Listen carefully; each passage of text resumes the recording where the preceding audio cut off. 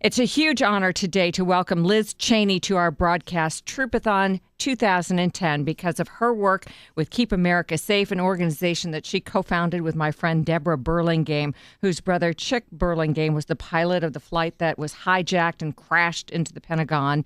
Liz, also Deputy Assistant Secretary of State for Near Eastern Affairs in one of her former lives, and she's the mommy for 2,242 children. It feels like it some days. Yeah, that you've got about 3 more kids than I do, and it just seems like it must keep you running and busy. But you're also co-writing memoirs of your father, former Vice President Dick Cheney, and you are the daughter of one of my favorite women, Lynn Cheney. Thank you so much for all that, and it's just wonderful to be able to be with you, and it's a fabulous cause, and so it's just my honor to be able to be part of it. Well, thank you very much, Liz. We appreciate it. Iraq and Afghanistan, of course, is in the news, unfortunately for political purposes, news that's making headlines. Some of the bloodiest fighting in the war in Afghanistan taking place, but politics should play absolutely no role whatsoever in honoring the United States military. Agreed? Absolutely. I mean, every single American, whether you're Republican, Democrat, Independent, owes everything to the men and women who wear that uniform and who make, the ultimate sacrifice and many, many sacrifices, in addition to that, to keep us safe. And so it's not a partisan issue. It's something that I know all Americans feel very strongly about, and then for all of us, it's just a tremendous blessing to be defended by these great men and women. It always amazes me, Liz, every time I meet a military family member, the sacrifice that they make, in addition to just the separation and distance from their loved ones, that the psychological burden sometimes that they must shoulder in order to make sure that their men and women who are serving in harm's way have a safe and wonderful place to come back to. Absolutely. Well, and the role that those military families play in, keeping everything going at home while their service members serving overseas. I mean, you end up with moms and dads who are, essentially single parents for large parts of those deployments, and it's very tough. And, for them to be willing to be part of making the service of those folks possible, we owe them a huge debt of gratitude as well. You have spoken eloquently on a number of occasions about how women have looked at a bigger issue, the bigger issue of national security and how it affects all of us. Want to talk about that for a little bit?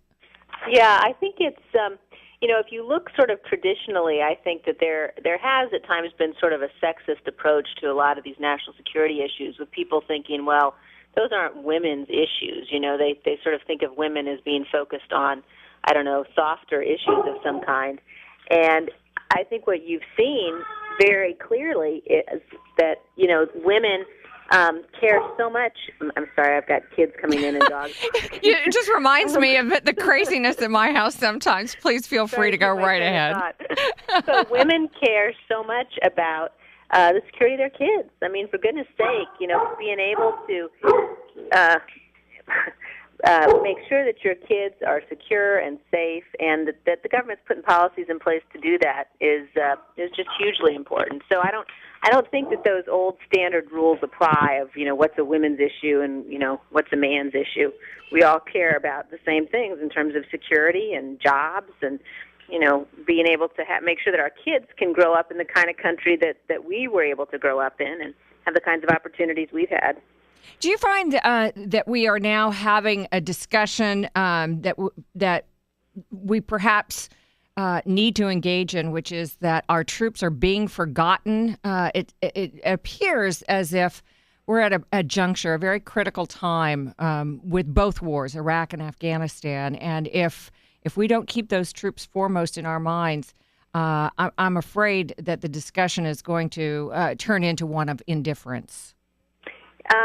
Yes. I mean, I actually think, though, that Americans are much better informed these days about the service that our troops are providing and about what they're doing. And so I don't think that you run the risk of, the same kind of awful treatment, for example, that our troops got after Vietnam.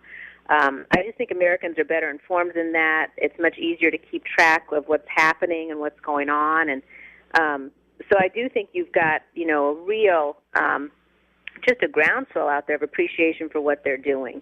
But I think it's incumbent upon, anybody who's got a platform and who's out there and able to get the word out, to remember to thank our troops. And, I know that the chances that I've had both in my own career and also traveling with my dad when he was Secretary of Defense and when he was Vice President, to be able to visit the troops, it's just, it's something every American ought to take the opportunity to do. It's just very and humbling to spend time with those men and women in uniform, and you realize that, they're it has to offer. Absolutely. And folks, if you want to make a contribution to Troopathon.org to help us raise money for the single largest care package delivery to Iraq and Afghanistan to our men and women there, please go to our website. There's phone numbers all over the place. We really appreciate it. Liz Cheney, we very much appreciate your service to the country and, of course, that of your parents, your father, former Vice President Dick Cheney, and your wonderful mother, Lynn Cheney. God bless you and your family. Thank you for joining us on Troopathon 2010. Well, thank you so much, and God bless you and all those troops. And thank you for having me.